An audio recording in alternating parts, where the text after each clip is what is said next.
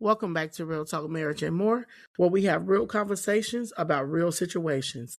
Today, we're talking about something a lot of people carry quietly, the relationship that felt like the right person, but the wrong time. There's a special kind of heartbreak that comes from loving someone who felt right, but everything around the relationship was wrong. The timing was off, life was heavy, healing was unfinished, and responsibilities were overwhelming. And even though the connection felt real, it couldn't survive the seasons you both were in. What makes right person, wrong time hurt so deeply is the lack of closure. There wasn't a big betrayal, there wasn't always a blow up, and sometimes there wasn't even a clear reason it ended. It just couldn't move forward. That kind of ending messes with your head because you're not just grieving the person, you're grieving the possibility. You start asking questions like, what if we had met later? What if I had healed sooner? And what if life had been lighter? And those questions can keep you stuck. I've learned that timing matters just as much as connection.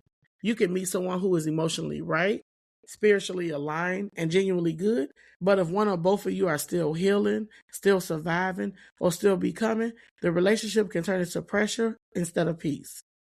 Right person, wrong time often means the love was real, but the foundation wasn't ready. And here's the part people don't like to hear. Sometimes the right person isn't meant to stay forever. Sometimes they're meant to teach you what healthy connection feels like so you don't settle for less later. It doesn't mean you failed. It doesn't mean you missed your chance. And it doesn't mean you won't experience that kind of love again. It means the season didn't match the relationship.